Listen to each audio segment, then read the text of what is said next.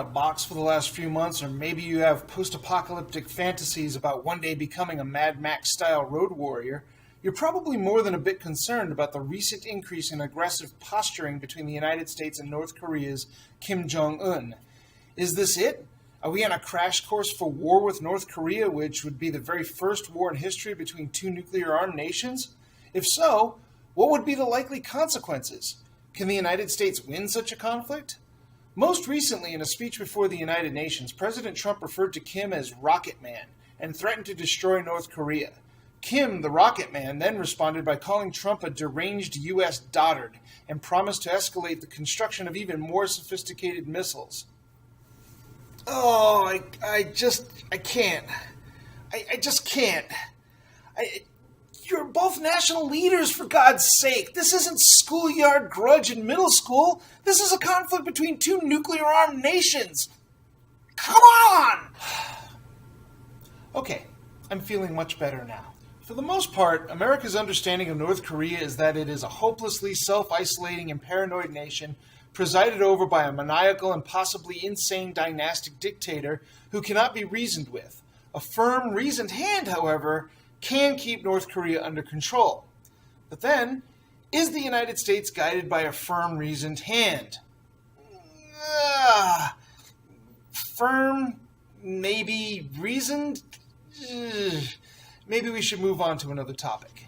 But is this understanding of North Korea accurate? Furthermore, is this understanding of the situation helpful if the goal is to avoid escalating a conflict, not to mention the probability of a devastating military conflict that could result in the deaths of millions of people? Realistically, if we want to understand what is going on with North Korea, it's a good idea to get some context. Maybe this context might lead us to developing workable policy that does not result in what every military and international expert knows can only end in a devastating and perhaps globally devastating war. Maybe, just maybe, the actions of Kim Jong-un are not irrational, and understanding his goals and how they relate to our interests may be of more value than just assuming he and his government are insane and self-destructive. For our purposes, meaningful interaction between the United States and Korea began in World War II. As the war was coming to an end, the Allied powers in Asia, namely the United States and Soviet Union, China and the United Kingdom, agreed that Korea, which had been a Japanese colony for most of the 20th century, would be liberated and allowed to become an independent, self-governing nation. The Potsdam Conference solidified that the Soviet Union would occupy North Korea and the United States would do the same in South Korea until such time that the peninsula nation could govern itself. On August 8, 1945, as part of its pledge to enter the war against Japan, 3 months after the surrender of Germany, the Soviet Union invaded North Korea. But World War II was all but over. The first atomic bomb had been dropped on Hiroshima just 2 days earlier, and the very next day Nagasaki was obliterated with the second and hopefully last atomic bomb to be used in combat. Japan announced its surrender on August 15th, and on September 2nd it signed the formal surrender aboard the USS Missouri. 6 days later, U.S. forces landed on the southern Korean peninsula to begin its occupation. Now you can imagine that a Soviet-controlled North Korea and an American-controlled South Korea would be a bit tense. Indeed it was. By 1950, two Koreas divided at the 38th parallel developed independent, divergent, and tempestuous identities. North Korea was ruled by the pro-Soviet dictator Kim Il-sung, the grandfather of Kim Jong-un, who rules today. The South was hardly a paragon of democracy, but its dictator, Syngman Rhee, was decidedly anti-communist and more or less supported by the United States and the West. The 38th parallel, however, remained a volatile border. By 1950, almost 10,000 North and South Korean soldiers had died in skirmishes along the border. In 1950, quite possibly the result of a gross underestimation of U.S. resolve on the peninsula, North Korea invaded its southern neighbor. Unbeknownst to Kim Il-sung and Joseph Stalin, the U.S. National Security Council, in its famous report NSC 68, had recommended that the United States should dedicate itself to containing the spread of communism militarily, regardless of the intrinsic strategic or economic value of the lands in question. This policy will contribute to the domino theory, the idea that if communism were allowed to spread into a single country, then surrounding countries would fall like dominoes to communism as well. With this in mind, the United States led UN forces in what was, at first, a defensive mission to push communist forces back across the 38th parallel. The mission changed, however, as the war bogged down in a hot, brutal stalemate between Sung's well-trained forces and the more reluctant South Korean soldiers supported by foreign UN forces. President Harry Truman and General Douglas MacArthur decided upon a more offensive strategy to liberate North Korea from communism. In what was possibly one of the best planned amphibious assaults in history, the Battle of Incheon, MacArthur's forces drove the North Korean army almost to the Yalu River. This campaign was arguably too successful. As Western forces approached the Yalu River, the boundary between North Korea and China, Chinese forces entered the war. This third stage of the Korean War resulted in a brutal war of attrition around the 38th parallel and always had the potential to expand into a worldwide nuclear conflict. Fortunately, with some significant diplomatic maneuvering that didn't happen. In 1953, the two sides settled upon an armistice that more or less reestablished the border at or near the 38th parallel. South Korea gained some territory while the border was cleared into a 2-mile-wide demilitarized zone that still exists today. The consequences of this war were absolutely staggering. North and South Korea sustained significant damage to their cities and infrastructure. North Korea was bombed pretty much to rubble.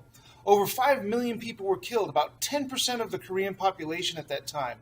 Most of them were civilian casualties. Over 36,000 U.S. soldiers were killed and over 100,000 were wounded. About 600,000 Chinese soldiers were killed or missing. The war cost the United States over $67 billion. That's over $620 billion in today's dollars. The Korean War is the backdrop for today's conflicts with North Korea. Despite the fact that the armistice was largely successful, a peace treaty was never negotiated with North Korea. The two Koreas have existed in an uneasy détente ever since. South Korea went through many changes after the Korean War. Student uprisings and democratic movements in the South challenged the autocratic authority of Ri and later dictators, ultimately winning and instituting major democratic reforms in the late 1980s. North Korea was not so dynamic politically. Kim Il-sung ruled North Korea until his death in 1994. During that time, he consolidated his power and dedicated his reign to turning North Korea into a militarized totalitarian state. This included the goal of bringing North Korea into the so-called Nuclear Club, the group of nations possessing nuclear weapons. In 1993, North Korea announced its plan to withdraw from the Nuclear Non-Proliferation Treaty. By 1994, it was obvious that its nuclear reactor in Yongbyon was capable of producing weapons-grade plutonium. This situation created an international crisis that almost brought the world to war once again. In 1994, former President Jimmy Carter and President Bill Clinton averted war by negotiating what was known as the Agreed Framework. With the Agreed Framework, North Korea agreed to remain a part of the NPT and to end its nuclear program, ship out its spent fuel, and to submit to future nuclear power programs to international inspections to ensure compliance. In return, the United States, ultimately with the help of Japan and South Korea, agreed to help North Korea set up 2 light-water nuclear reactors. These are reactors that can produce electricity, but not weapons-grade material. The United States also agreed to ship 500,000 barrels of heavy fuel oil to North Korea every year until the nuclear power reactors were functional. The Agreed Framework was lauded by many in the United States and the international community as a victory and credited with averting a devastating war. Conservatives and other skeptics in the United States, however, condemned the Agreed Framework as an act of appeasement. Critics charged that Kim Jong-il, a brutal dictator comparable to Hitler, could never be trusted to fulfill his side of the agreement. This criticism from the right was a significant problem for the Agreed Framework, as the Republican Party, largely as a result of conservative coalitions, won big in the congressional elections of 1994. Regardless, the Agreed Framework remained in place until 2002. President George W. Bush was always skeptical of the framework and, from the beginning of his presidency, was ambiguous as to whether the United States would continue to satisfy its role in the agreement. Then 9/11 happened, and Bush became a wartime president, with all of the powers that infers. In 2002, in his State of the Union address, President Bush declared that Iraq and Iran and North Korea constituted an axis of evil in the war on terrorism. North Korea is a regime arming with missiles and weapons of mass destruction while starving its citizens. Iran aggressively pursues these weapons and exports terror, while an unelected few repress the Iranian people's hope for freedom. Iraq continues to flaunt its hostility toward America and to support terror. The Iraqi regime has plotted to develop anthrax and nerve gas and nuclear weapons for over a decade. States like these and their terrorist allies constitute an axis of evil, arming to threaten the peace of the world. Later that year, Bush announced that North Korea was no longer complying with the agreed framework, that it was secretly developing nuclear weapons technology. Therefore, the United States was no longer obligated to follow the agreed framework.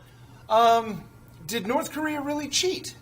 Well, maybe. There is some circumstantial evidence that North Korea was planning to jumpstart a nuclear weapons program.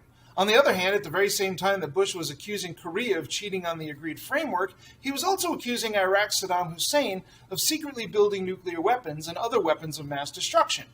We all know how that turned out. According to Selig S. Harrison, writing for Foreign Affairs, relying on sketchy data, the Bush administration presented a worst-case scenario as an incontrovertible truth and distorted its intelligence on North Korea, much as it did on Iraq, seriously exaggerating the danger that Pyongyang is secretly making uranium-based nuclear weapons. In 2004, notably after one of the axes of evil had already been invaded, the United States entered new denuclearization negotiations with North Korea. These negotiations also included China, Russia, South Korea, and Japan. They went nowhere. The United States delegation insisted that before negotiations could start, North Korea had to admit that it was cheating on the agreed framework and specify where its uranium enrichment facilities were. North Korea refused to comply with this request. Of course, Saddam Hussein was given a similar requirement to turn over his weapons of mass destruction in order to save his country from invasion. His refusal to comply was used as justification for the invasion. It turned out that he couldn't comply because he didn't actually have weapons of mass destruction. Oh well. Could the same have been true of North Korea? We really don't know. But even if North Korea did have a weapons program, by 2004, would it have been reasonable for North Korea to acquiesce after one of the axes of evil had already been destroyed by U.S. bombing and invasion? After all, one surefire defense against a superpower is to threaten it with nuclear retaliation. It might also be of note that by 2002, North Korea under Kim Jong-il was negotiating restored relationships with South Korea and Japan. North Korea and South Korea were in the process of linking industrial zones and with railways, petitioning the United States to demine sections of the demilitarized zone. Japan was also making overtures for normalizing relations. Furthermore, this was taking place without the express permission of the United States and against the wishes of the Bush administration. Selig Harrison suggests that the growing alarm felt in Washington in the preceding 5 months over the ever more conciliatory approach that Seoul and Tokyo had been taking toward Pyongyang. By raising the uranium issue, the Bush administration hoped to scare Japan and South Korea into reversing their policies. Perhaps this was a motivator, perhaps not. These facts, however, call into question the claim that it is impossible to negotiate with North Korea. Regardless, and against the wishes of Japan and South Korea, the Bush administration ended its part of the agreed framework by canceling oil shipments to North Korea. North Korea responded by kicking out UN inspectors, canceling shipment of the contained spent fuel, and kickstarting its own nuclear program. In 2006, North Korea joined the nuclear club when it was confirmed that it had conducted a successful nuclear test. When Kim Jong-il died in 2011, the dynasty continued with his youngest son, the current supreme leader, Kim Jong-un. Kim Jong-un has continued his father's quest for nuclear power, focusing a great deal of resources on developing North Korea's missile programs. It is no longer doubted that North Korea possesses nuclear weapons technology, but delivering such a destructive payload is more of a challenge. Traditional nuclear bombs can be dropped from planes like a B-52 bomber, but if a nuclear power nation really wants to hang with the big boys, the real money is in ICBMs, or intercontinental ballistic missiles. ICBMs can carry a payload to the other side of the world in just about a half hour, and once launched, there's little defense. Over the past few years, North Korea has conducted multiple missile tests, many fizzling in embarrassing failure, but recent launches have been more successful. But missiles are only part of the equation. To build an effective nuclear ICBM, the nuclear explosive must be small enough to be carried efficiently by the rocket. A recent analysis by the Defense Intelligence Agency has concluded that North Korea has, in fact, developed a technology to successfully miniaturize its nuclear warheads for ICBM specs. Now, this is huge, but it's still unclear if North Korean ICBMs are a threat to the United States. At this point, nuclear missiles are pretty technical. It's one thing to shoot a nuclear warhead into space, quite another to get it to survive the rigors of re-entry and hit its intended target. The least probable worst-case scenario is that North Korea may have the technology to drop a nuclear warhead on Chicago, which is devastating. It's more likely that North Korea still has a ways to go before it has a reliable nuclear missile system in place, but eventually it will accomplish this goal. So here we are. Our current conflict with North Korea isn't just a matter of a wacko dictator who just wants to sling stones at the American Goliath. There's a history, and there's a politics that includes Russia, China, Japan, and South Korea, 2 of whom are important allies, and 3 of whom are major trade partners. This issue is infinitely more complicated than the good guy, bad guy axis of evil rhetoric we're used to hearing. But the big question is, where are we going? Are we on our way to an inevitable war with North Korea? Once upon a time, political prognosticating was a fairly consistent science. The last few months, however, not so much. We're not just dealing with rational variables that we can parse together to evaluate probabilities of significant future events. More and more, it seems, we'll also have to factor in the unpredictable ego of our current president and administration, not to mention that of Kim Jong-un. That being said, I don't think the political pissing match between these 2 world leaders will ultimately end in a war. Reason is still a motivating factor in international affairs. I hope. Look, North Korea isn't Iraq. It's the 4th largest military in the world with over 1 million active duty soldiers. It also has a sophisticated offensive missile system even outside their nuclear potential. This missile system gives it the ability to launch devastating and deadly attacks on South Korea and Japan, 2 important U.S. allies, and may even be able to strike against U.S. territories in the Pacific, most notably Guam. It is a significant regional military power. That it has a nuclear capacity only adds to the potential costs of war. Remember, 60 years ago, the costs were over $600 billion in today's dollars. That was when North Korea was a Cold War backwater. President Trump can talk about fire and fury all he wants. War with North Korea would be no small task. That being said, from the point of view of North Korea, war with the United States would be nothing short of ruinous. China, North Korea's most stalwart ally, has already declared that it would stay out of any military conflict with the United States. North Korea would be on its own against the most awesome military power in the history of the world. If there is something that the United States military is good at, it's destroying countries in short order. The Korean War was almost apocalyptic to North Korea. It's likely to be even more so today. But why are we even talking about the prospects of war with North Korea? The consequences of such an action should surely preclude such a policy. First, North Korea's ability to retaliate against major allies and important contributors to the global economy should be enough to give us pause. Secondly, after 16 years of war in Afghanistan and Iraq, the one lesson Americans should have learned is, despite the awesome power of our military to destroy infrastructure and to rack up body counts, if we want to depose a government, we have to put boots on the ground. Once that invasion force enters the country, we're in for a long slog. There's no way to predict the kind of power dynamics that would emerge in North Korea after toppling a totalitarian dynasty that has been in play for 3 generations. How can we plan an effective exit strategy? And we're well aware of the consequences of not having an exit strategy in the face of an invasion. But most importantly, a war with North Korea would be the first between nuclear powers in the history of the world. There's no precedent for such a scenario, but it's not unreasonable to assume that such an event would vastly increase the probability of nuclear holocaust. Maybe North Korea doesn't quite have the capacity that the United States does, but China and Russia do, and both nations have a vested interest in any conflicts involving North Korea. How would China respond to a possible nuclear strike on its own border? So if the consequences of war are so great, why all the bluster? What do we hope to get out of this petty, potentially catastrophic conflict? Is it likely Kim Jong-un would take a good hard look at himself and have some sudden change of heart and dismantle his nuclear program? Come on. Why would he do that? One function of North Korea's militarism and nuclear showmanship is as a way of developing cultural pride and national esteem. It's a central point of propaganda and a foundational element of the Kim dynasty's legitimacy. At the international level, North Korea's nuclear development also serves as a deterrent and defense against the possibility of a superpower invasion. After all, North Korea is one of the axes of evil, one of which was destroyed. The other, Iran, is subject to American conservative saber-rattling despite an agreement between our nations. The prospects of nuclear retaliation provides a certain amount of security for this fortress nation. Is it because Kim Jong-un is a tyrannical and brutal dictator that the United States, as the bastion of democracy and freedom, is honor-bound to confront?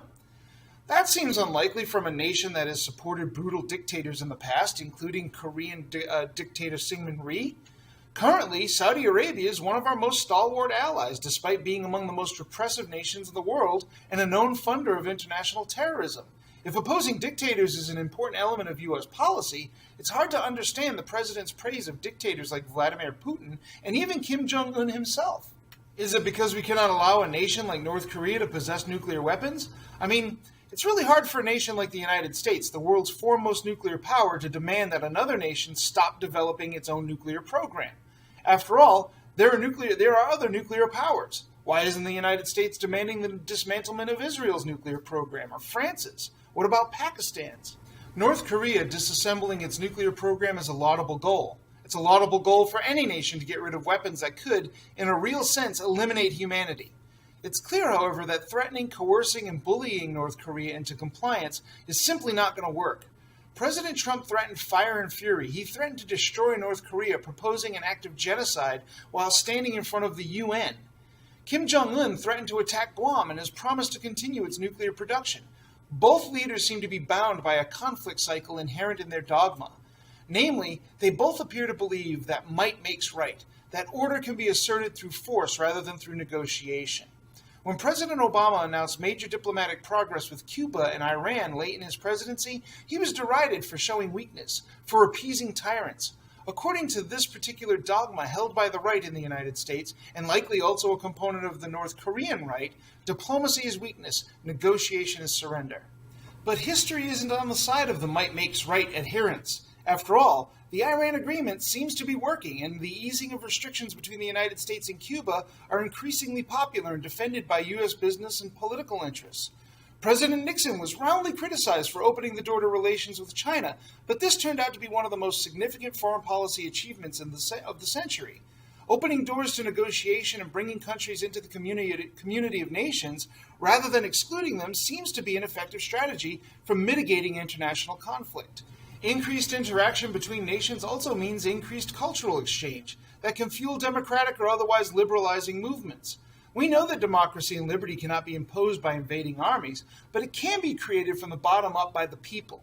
We can't guarantee that increased interaction will lead to increased democracy in North Korea, but we know that the opposite certainly doesn't work. Fidel Castro remained in charge of Cuba despite embargoes and sanctions and threats of invasion. In fact, these policies allowed him, maybe even encouraged him, to consolidate his power even more autocratically. The same was true for Saddam Hussein, as a decade of sanctions immiserated the Iraqi people through the 90s and reinforced Saddam's power. Our caricatures about North Korea and Kim Jong-un as an insane megalomaniac who cannot be reasoned with only gets in the way of reaching a workable solution to this conflict. Taken in context, Kim's moves have not been irrational. North Korea has nothing to lose from sanctions, isolation, and even schoolyard yammering about fire and fury. Meanwhile, building a nuclear capacity brings benefits in the form of a seat at the international table, protection from more powerful enemies, and an effective form of propaganda for sustaining the legitimacy of the government in the face of its oppressed people. If we stop constructing North Korea as an irrational actor, perhaps we can find ways to bring it into the community of nations. Its form of government may be offensive to us, but so is China's, so is Saudi Arabia's, yet we do business with them. And this interaction may be the fuel that is needed for reform movements and change to take place within that society. So maybe North Korea needs an incentive to participate in a humanizing mission rather than threats that coerce it and push it into a dehumanizing mission.